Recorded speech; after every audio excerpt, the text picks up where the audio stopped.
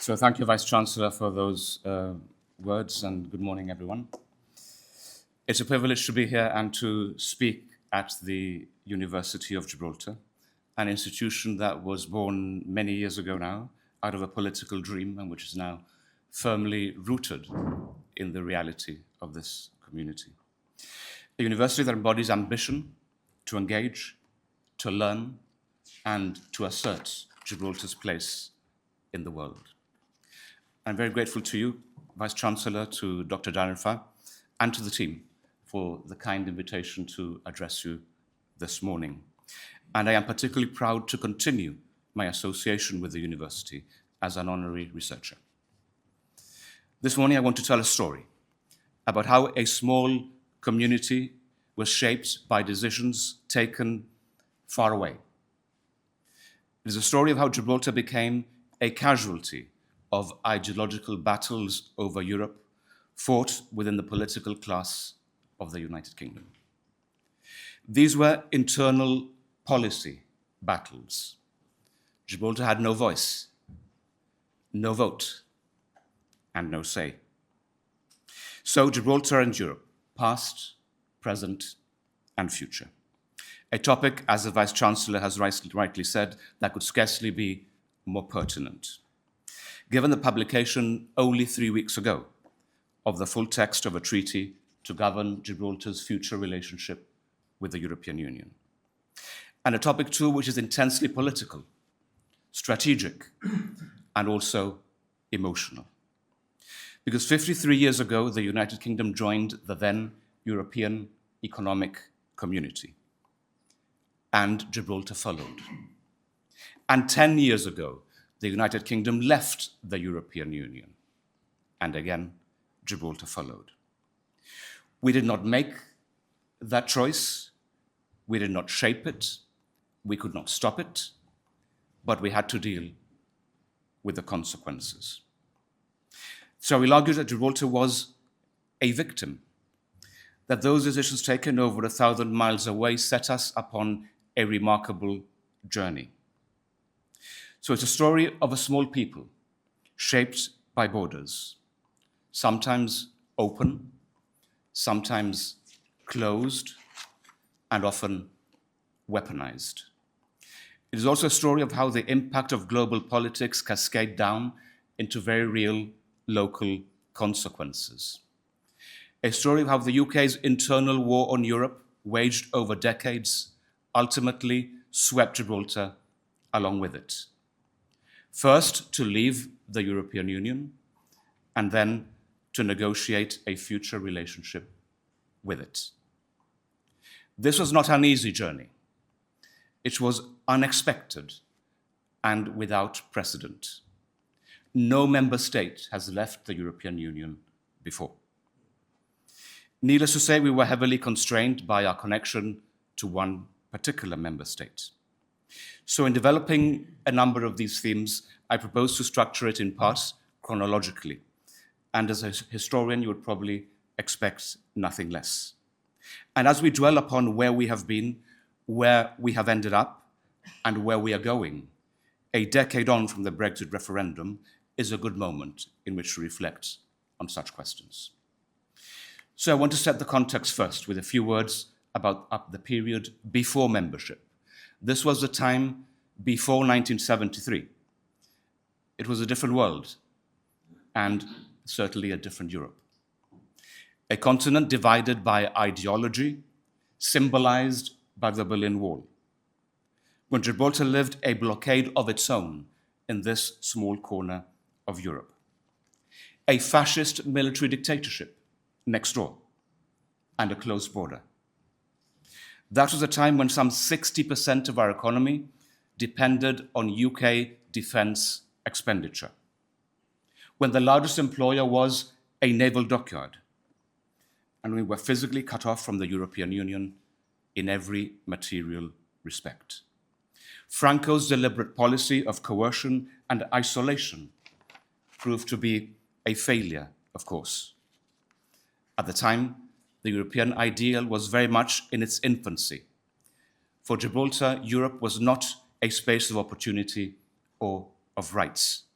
It was distant, theoretical, and physically unreachable. And it is essential to understand this background in order to fully appreciate what comes later. So while in the UK debates about the European Economic Community were beginning to stir, in Gibraltar the wider prospect of European membership was neither discussed nor imagined. The reality of living under siege made the demands of the present far more immediate than the political experiments of the future. Parity of wages with the United Kingdom, for example, was a far more practical concern. So the European Economic Community was established with the signing of the Treaty of Rome in 1957. And 6 years later, the UK decided to join. It is not well known that they tried 2 times, in 1963 and then again in 1967. On both occasions, they were shut out by France. So General de Gaulle vetoed UK entry. And at the time, he rather ominously predicted that Britain was incompatible with Europe, that it had an island mentality, and that the United Kingdom harbored a deep-seated hostility to any pan-European project. That left a bad taste. And the irony was not lost on anyone that General de Gaulle had more reason than most to be grateful to the United Kingdom.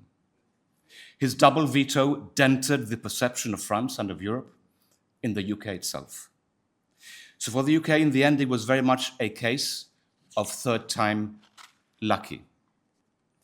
The moment finally came when, together with Denmark and Ireland, they finally joined the European Economic Communities on the 1st of January 1973. There was an immediate impact on Gibraltar as well. UK membership applied to Gibraltar under Article 2274 of the then Treaty of Rome.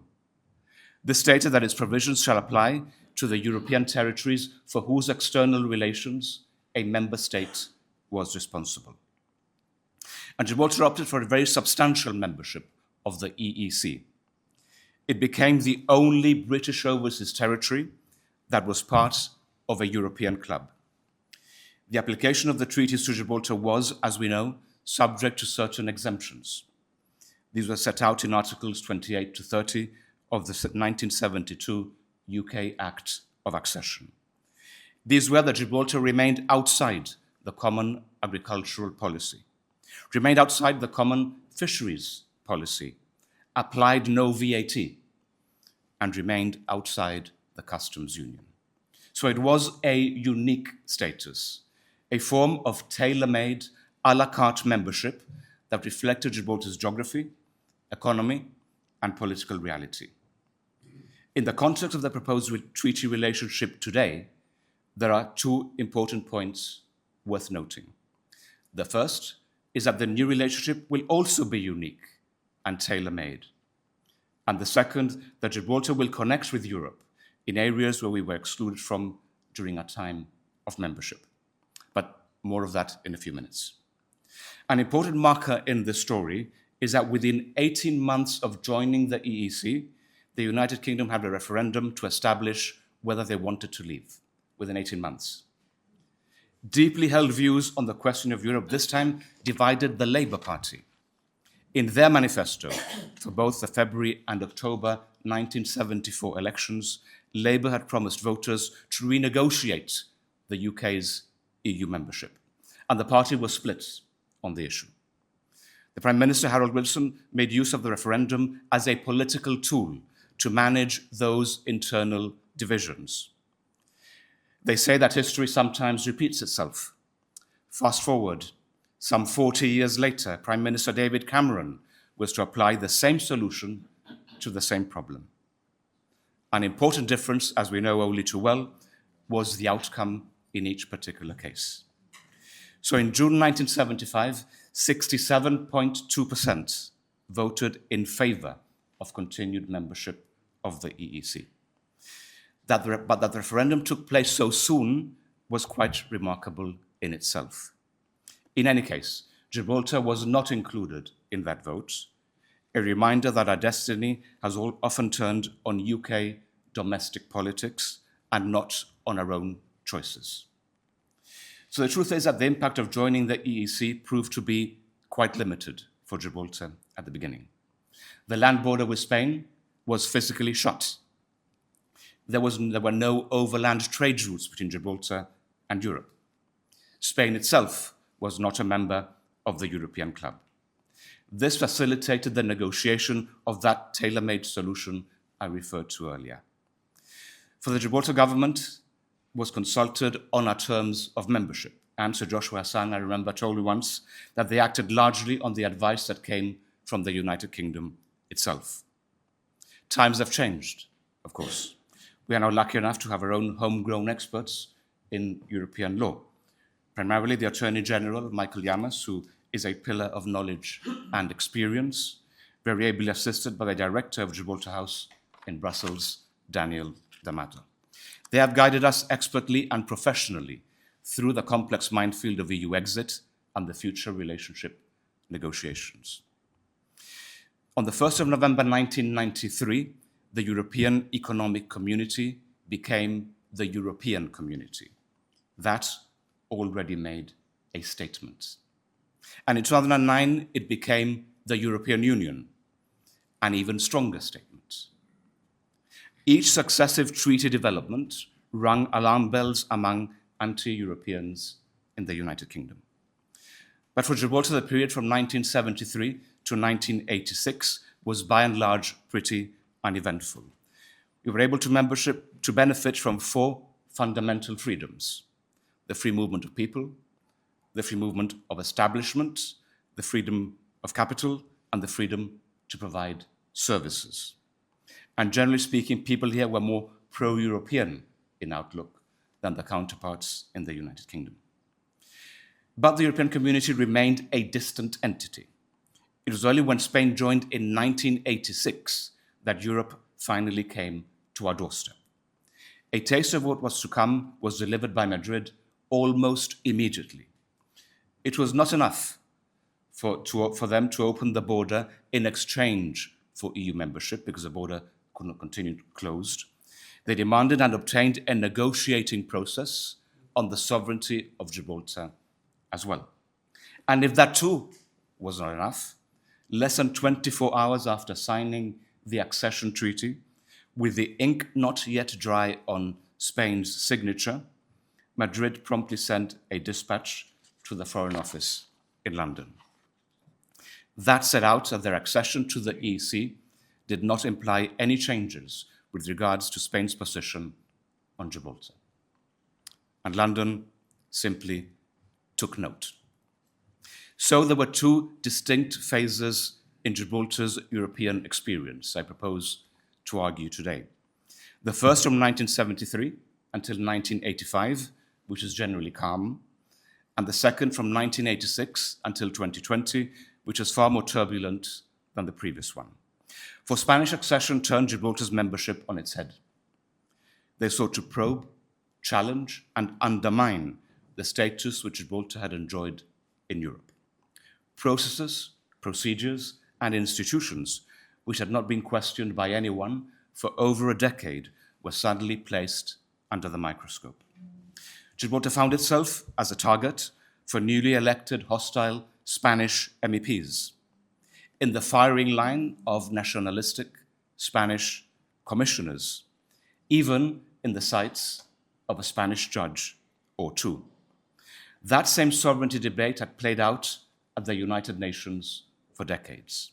In 1986, it spread from New York to Brussels as well, where Spain found a new institutional arena in which to advance its claim.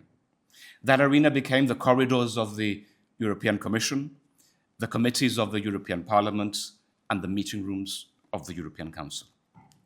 So Spanish membership gave rise to a whole range of issues as a consequence of the ongoing claim to the sovereignty of Gibraltar. But before any of that, before they even formally joined, the Gibraltar-Spain land frontier had to be addressed. Those gates had been slammed shut by General Franco in 1969. They remained closed for nearly 10 years after Franco's death. They opened in February 1985, 10 months before Spanish accession. And they opened because they had to. It is significant that the frontier had been closed for longer by a democratic Spain than it had been closed under the dictatorship. And this did little at the time to inspire confidence. But in retrospect, the UK committed a serious strategic error. This was not merely a missed opportunity. It shaped the next 4 decades of Gibraltar's experience in Europe. London could have insisted that all restrictions against Gibraltar be lifted unconditionally as a price of Spanish entry. It is the firm approach General de Gaulle took with the UK itself in 1963 and again in 1967. But in this case, the UK adopted a more conciliatory posture in the hope that Spain might reciprocate. As it turned out, that was, as I said, a serious error of judgment, and that failure of UK policy soon became only too apparent. And successive Spanish governments came to see the European project as a vehicle through which to progress their claim to Gibraltar. This became clear almost at once. If there is one issue that encapsulates Gibraltar's troubled relationship with Spain inside the EU, that issue is the airport. Within 18 months of joining, Spain vetoed an air liberalization package on the basis of its application to Gibraltar Airport. The UK was at first critical of the actions of Madrid. However, 6 months and 1 U-turn later, the UK too agreed to suspend Gibraltar Airport from the measure. The interests of the UK took primacy then over the interests of Gibraltar. This was not only about winning Spanish goodwill. The aviation package was expected to be of considerable financial benefit to UK airlines. And faced with the choice, perhaps unsurprisingly, the UK chose itself. So Gibraltar Airport was excluded, except that it was called a suspension. A suspension which would only be lifted when Gibraltar applied an Anglo-Spanish agreement on the airport, which had been concluded in December 1987. When Gibraltar challenged this in the European Court, the court declined to consider the substance of the case, ruling it inadmissible on technical grounds. However, the 1987 deal was never implemented, and Gibraltar remained excluded from successive aviation measures, and it was not until 2006, with the Trilateral Forum for Dialogue, that flights between Gibraltar and Spain were resumed under the Córdoba Agreement. And Spain agreed that it would no longer seek the suspension of Gibraltar Airport from EU civil aviation legislation. It was also agreed that all measures that Gibraltar had been excluded from would now be extended to it, and that Gibraltar would construct a new air terminal parallel to the frontier fence with direct access to another building on the Spanish side. So Gibraltar kept its side of the bargain. The new terminal opened at the end of 2011. Unfortunately, the government in Spain changed at exactly the same time. The new Partido Popular administration reversed the policy of their socialist predecessors. They moved from cooperation with Gibraltar to outright confrontation. That move was spearheaded by José Manuel Garcia Margallo. He became the most anti-Gibraltar foreign minister since the days of General Franco. And Madrid abandoned the Córdoba Agreement, even though the UK and Gibraltar did not. And those actions had consequences for Europe as a whole, when a number of aviation measures were blocked by Spain for the whole of the European Union. The UK firmly defended the principle that European law on civil aviation applied to Gibraltar Airport, and the matter then remained deadlocked. But even then, in June 2016, as we all know, the UK voted to leave the European Union. This changed the dynamics of the airport question in an instant. It became obvious to all the parties, including the European Commission, that the issue would go away once the United Kingdom exited the European Union and took Gibraltar and its airport with it. So it's worth recalling that before Brexit, Gibraltar Airport, Gibraltar was entitled to air connectivity with the EU as a matter of legal rights. After Brexit, we lost those rights completely. It was disappointing to say the least that the European Commission, the guardian of the treaties, failed to act to uphold EU law in this area. The EU institutions chose not to intervene. The United Kingdom could only hold the deadlock. Other member states offered tea and sympathy, and Spain was able to benefit from this all-round lack of interest. That was the airport past and present. So what about the future? Where does the airport fit into this jigsaw? As I said, Gibraltar now finds itself outside the EU and with no automatic rights in this area. That means that the principles we defended for decades no longer applies. The airport debate now rests firmly in the context of a new relationship with the European Union. This comes under the umbrella of a treaty agreed between the UK and the EU. You will know the UK is a signatory because of our constitutional relationship, but Gibraltar has been the main negotiator. UK has a direct military interest in the airport, and both of us have defended every inch of our sovereignty throughout the entire negotiating process. In practical terms, the result is straightforward. Flights between Gibraltar and the European Union will be possible again for the first time under a legal framework that protects Gibraltar's sovereignty and preserves our relationship with the United Kingdom. UK airlines will be able to fly between Gibraltar and the UK. EU airlines will be able to fly between Gibraltar and the EU. Treaties of this type are governed by committees. In this field, a specialized committee on aviation between the UK and the EU will be established. It will have a supervisory role to ensure that standards are met and the treaty is complied with.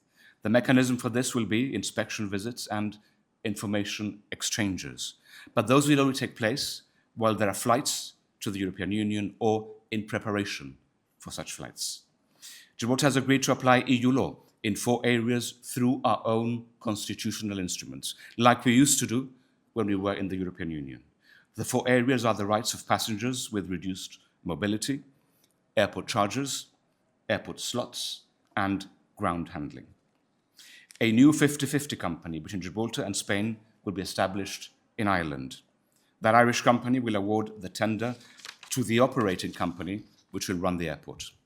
Given that it is 50-50, there can be no changes to the existing arrangement without our consent. The ownership of the terminal will remain with the government. The ownership of the runway and the associated aprons and buildings will remain with the Ministry of Defence. There is no change of ownership. It will be possible for passengers or others to litigate against their JV in Gibraltar or in the court of any state to which the relevant international conventions apply. That mirrors the position during our time in the European Union. So the airport will benefit from a new relationship with the European Union, which at the same time protects our relationship with the United Kingdom, the best of both worlds. The foundations have been laid for a route network to the EU. Well, this opportunity is now up to the airlines to take up. The possibilities, as you will see, are endless. But there is one paradox in all this. While we were in the European Union, the airport was an area of conflict and controversy. Now that we are outside the European Union, it is set to become an area of cooperation. And in this contribution about Gibraltar and the EU, it is important to recognize that fact. This progress has materialized in spite of Brexit. But this talk is about the past, present, and future. So I'll make a few points now in relation to the land border. As I mentioned earlier, the frontier gates swung open in February 1985. But that did not mean that the border operated as a normal crossing point between 2 parts of the EU. Far from it. For decades, the manner in which Spain operated the land border was highly questionable. The passage of persons, vehicles, and goods was often held ransom by the state of political relations between Gibraltar and Spain at a given moment in time. But again, the EU institutions did not answer questions, and the border was subjected for decades to the same apathy that we experienced with the airport. But that changed. In 2013, the European Commission finally sent an inspection visit to the border. This came in response to lengthy delays instigated by Foreign Minister Margallo, in whose tenure queues peaked at 8 hours. That intervention came only after a high-level pressure from the UK itself. Prime Minister David Cameron interrupted his summer holiday and raised the matter directly with the President of the Commission, José Manuel Barroso. As a result, the European Commission sent 3 inspection visits to Gibraltar in 2013, 2014, and 2015. It took a while, but the Commission eventually declared that the checks which created the lengthiest delays were disproportionate. The situation at the border improved as a result of that intervention, but as many of us know, it was never perfect. Transit through the border had been weaponized by General Franco in the 1960s. It continued to be by his successors. The frontier was used as a pressure point, sometimes by ministers in Madrid, sometimes by regional and local authorities, sometimes through administrative obstruction, and sometimes by individual officers with their own agenda. And all this, even when both Gibraltar and Spain were in the European Union together. The target was always the same: the economy and the people of Gibraltar. But EU law nonetheless provided a degree of protection. That legal cover was lost completely when we left. It should be obvious that Brexit therefore had the potential to create a very serious challenge for Gibraltar at the border. So in looking at the picture for the future of the border, it is essential to bear in mind the circumstances of the past, the way in which it was abused, the way in which it was used for decades to target the economy of Gibraltar, the way in which it was seen as a route, a failed route, to secure a surrender of sovereignty. As a student of our history, I've always appreciated the value of learning from the past. And the lesson from the past in relation to the border was crystal clear. The coercive lever had to go. This context is essential to an understanding of the future of the controls at the land border. Because the border is not only a political boundary, it is also the daily crossing point for thousands of people on both sides, and the gateway through which the economy of Gibraltar connects with the surrounding region. In this area, once again, our departure from the European Union has created a paradox. This is that Gibraltar will enjoy greater border fluidity outside the European Union than we enjoyed when we were members of it. And that will come about through the interaction between the EU Schengen area and Gibraltar's own immigration law, through the marrying of the EU customs union and Gibraltar's own goods and customs legislation. The arrangement is not theoretical. It will remove immigration and customs checks at the land border while preserving the frontier itself, because that is where Spain ends and where Gibraltar starts.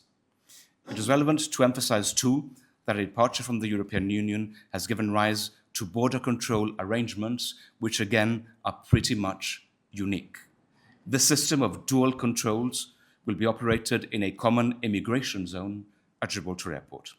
First, the Gibraltar control, as we have today, followed by the Schengen control operated by Spain on behalf of the European Union. And it is also relevant to stress that Gibraltarians and Gibraltar residents will enjoy a number of exclusive benefits. They will have the right to return to Gibraltar. They cannot be refused entry into Gibraltar. They, or we, cannot be detained or arrested by the Schengen authorities. They will be exempt from the new electronic European entry-exit system, known as the EES. We will be exempt from the new EU pre-travel authorization scheme, known as ETIAS. There will be no immigration or customs controls at the border. No immigration controls on flights to and from the Schengen area. We will enjoy de facto non-application of the 90-day in a 180-day rule. So leaving the EU will bring Gibraltar closer to the EU in these particular areas. And here again, we arrive at one of the great paradoxes of this story. Brexit took Gibraltar out of Europe, yet the solution brings Gibraltar closer to Europe than we were before. But Schengen here is a tool, not a flag. It is a practical arrangement, which means that there is no impact on Gibraltar's continued British sovereignty. And more than that, Gibraltarians and Gibraltar residents will enjoy the best of both worlds. Access for persons into the UK and into the EU, access to the UK market in services, and access to the EU market in goods for the first time. This talk today is about the relationship with Europe in the past, the present, and the future. A relationship which 96% of those voted supported in the 2016 referendum. A relationship which has evolved through time and space, and one which is set to develop and mature further going forward. But the border and the airport were not the only two areas impacted by Spain's accession to the European community. There were issues across the board. The European Commission approved a proposal by Spain which included Gibraltar's territorial waters as part of a Spanish marine protected area in 2007. Gibraltar went to court 2 times. Again, both actions failed on technical grounds.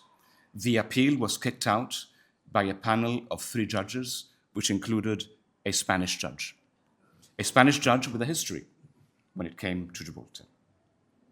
In practice, therefore, the European Union became another arena in which that long-standing matter was played out. And this extended to other areas still. Madrid, for example, objected to competent authorities from Gibraltar and refused to recognize them or deal with them unless communication was through the United Kingdom. Spain also made use of the state aid mechanism to mount an assault on Gibraltar's taxation regime. And we often had to resort to court in defense of our legal rights.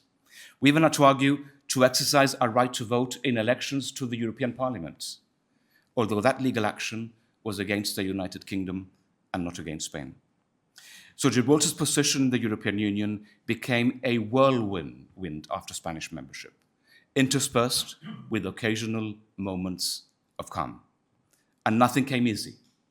Nothing was handed down on a plate. For decades, Gibraltar had to defend itself against administrative, political, and legal action. The above is not an exhaustive list, but it was one issue after another. And this snapshot provides a flavor of what EU membership became after 1986. Those disputes were not about technical compliance. They were political contests conducted through legal or administrative means. And yet, despite all those difficulties, the framework of the EU provided a legal and political structure where Gibraltar could make its voice heard. Yes, Spain had a veto and a seat, but so did the United Kingdom. In 2004, Gibraltarians were able to vote in elections to the European Parliament for the very first time. This amplified the local voice. Those MEPs were directly elected by the people of Gibraltar, combined with the southwest of England constituency. The regional list elected 7, later 6 MEPs. And Gibraltar went on to win votes in the European Parliament. This included a particularly important one on the rights of passengers with reduced mobility. Some cases were won in court as well. One on the question of regional selectivity, for example, in taxation matters. And in 2006, the Córdoba agreements set out to place the relationship with Spain on a new footing. This was a political agreement. It was entirely voluntary, and it was not legally binding. The parties entered into those arrangements as a matter of policy because they thought it would be a good idea. But Córdoba did not survive a change of government in Spain as I said earlier, and the departure of the United Kingdom and Gibraltar from the European Union on the 31st of January 2021, after the transitional period had come to an end, changed the rules of the game. A future relationship was no longer a voluntary policy option. A treaty became a necessity, as opposed to something which it would be nice to have. Gibraltar needed to act. And such action had to take account of the background which I have just described. So the dynamics of our connection with Europe have now changed again, and as they have been transformed over time too. We were outside the European Economic Community until 1973. Then we were part of the EEC, the EC, and the EU until 2021. And now we have been out of the European club for some 5 years. Importantly, as I said earlier, in 2016, Gibraltar voted for a relationship with the European Union. That relationship was membership. Membership is no longer possible because the UK has left. While it is not membership, the new treaty represents the closest structural relationship available to Gibraltar outside the EU framework. It is the closest to membership that is on offer, and it will protect Gibraltar in a number of ways. First, it will be legally binding. Second, the treaty itself includes an independent dispute resolution mechanism of its own. Third, the parties to the treaty are the United Kingdom and the European Union. This is not a treaty between the UK and Spain. In addition to all this, the termination clause provides an escape hatch in the event that it is ever required. But the new treaty will regulate the immediate future. What happens longer term? What could the distant future bring? Brexit itself has demonstrated just how quickly the impossible can become a reality.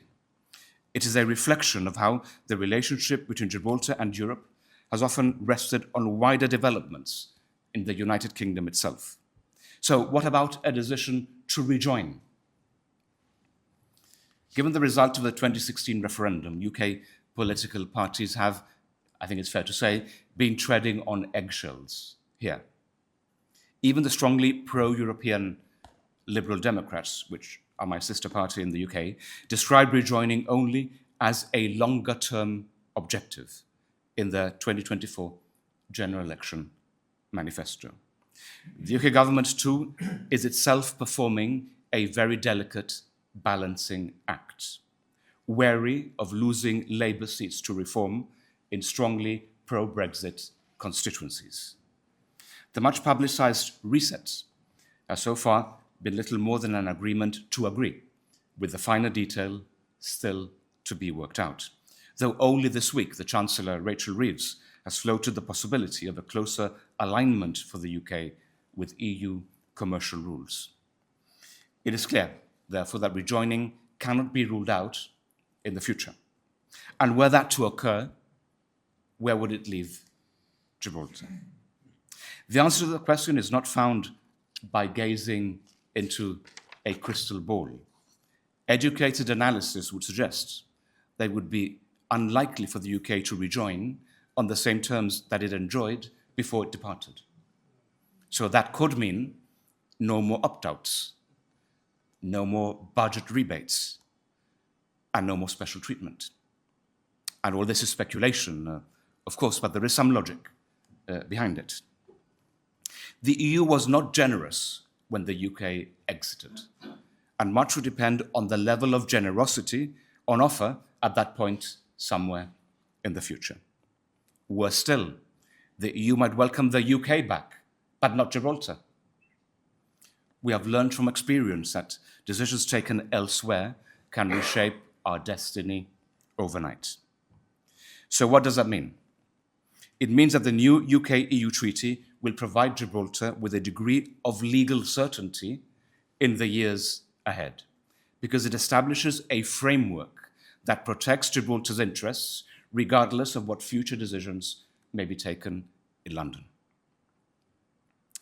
This morning, my aim was to cover 45 minutes of Gibraltar's EU membership, 45 years in less than 45 minutes. And I look forward to what is to come, and to look forward to what is to come. But it's not possible to do justice to the subject in the time that is available. One thing is clear. The future is set out in a treaty which is now written. It has been translated and it will be signed. Then the spotlight will move to the ratification process of the two sides. On the EU side, the treaty will need to be approved by the European Council. This is made up of all the member states of the European Union who authorized the Commission to enter into the treaty negotiations in the first place. And it will also require a vote in the European Parliament. Early this month, the Gibraltar Parliament signalled the UK Parliament to commence the ratification process on the British side. The UK will do so after Easter, after the treaty is signed, and then it will be laid in Parliament for 21 days under what they call the CRAG procedure. Signature and ratification will then be followed by implementation. So this creates a new work stream, and there have been a series of phases in this process, and this is the latest one. So the work streams that I would point to, I would divide them into three general areas. The first is legal. These are the changes to the laws of Gibraltar, which will be required in order to give effect to the new treaty. Those legislative changes will cover a broad area of our existing legal framework. And you will have heard the Chief Minister say in Parliament that the meeting on Monday the 30th is expected to consider the framework of the European Union Relations Bill. The second work stream will be infrastructural. This will include, for example, new construction at the airport, equidistant into Gibraltar and Spain, where the external controls will be carried out. But there will be other physical works, such as roads, roundabouts, and buildings. Some of that construction will be internal. For instance, the underutilized Cordova corridors inside the air terminal are now being modified, and they will be put to good use. And that work, as I say, has already commenced. A third work stream will be administrative. That is, the system will need to achieve a better understanding of the treaty in order to give practical effect to it. I suppose the message is that the treaty work does not end with the conclusion of the negotiations. There was a negotiation, there was then a political agreement, there was then legal treaty text, then signature and translation, then ratification, and now finally an implementation process as well. So I want to reflect briefly in my closing comments on how all this came about, on how the United Kingdom came to exit the European Union and Gibraltar came to be landed in this predicament. Let me say first, as someone who firmly believed in the European project, that there were moments in this negotiation where I understood the sentiment of the Brexiteers. I mean, I did not agree with them, but I understood where they were coming from. For it was obvious long before Brexit that there was already an alarming disconnect between the leadership of Europe and the people of Europe in a number of areas. In June 1992, for example, the people of Denmark voted against the Treaty of Maastricht, and they blocked its ratification. So this was put to a second vote in May 1993, where the treaty was carried after certain opt-outs had been secured. In June 2001, the people of Ireland voted against the Treaty of Nice. There was, again, some tinkering with the wording, and they were made to vote again in October 2002, when the treaty was approved. In June 2008, the Irish again voted down the Treaty of Lisbon this time. And after certain guarantees, they were made to vote again in October 2009, when the amended treaty was approved. But perhaps the most interesting case came in 2005, when both the French and the Dutch rejected the so-called European Constitutional Treaty. This time, there was no second vote, and instead it was repackaged and presented again as the Treaty of Lisbon. So there is an argument to be made that at key moments in our history, the leaders of Europe were taking the people of Europe in a direction where clearly some did not want to go. And this is in part the approach which fanned flames for the Brexiteers. But we are where we are. There is only a point now for further debate and for reflection. But in this university setting, it's important to bear in mind one important consideration. The relationship which we are constructing will shape the environment in which our young people will live, work, and build the next chapter of Gibraltar's history. So the path to secure that relationship with Europe has been a long journey, a journey which was complex and difficult, because Gibraltar's relationship with Europe has never been easy. It has been shaped by geography, by history, by power, and by politics. We have been outside Europe, inside Europe, and are now alongside Europe. Gibraltar has navigated the storm to safely sail into its port of call. But the treaty before us is not perfect. It does not erase the past, but I submit it does learn from it. It removes the weapons used against us. It replaces volatility with law, and it brings certainty where otherwise there would have been none. Gibraltar can plan, trade, and live within a defined framework. We have been driven here by necessity and arrived here by choice. And so I want to close with a reminder of what Winston Churchill is once said to have observed. And it is this: if Britain must choose between Europe and the open sea, she must always choose the open sea. Gibraltar has never had the luxury of that choice. We have always lived between Europe and the open sea. And we have learned not merely to survive there, but to prosper as well. And prosper we will. Thank you.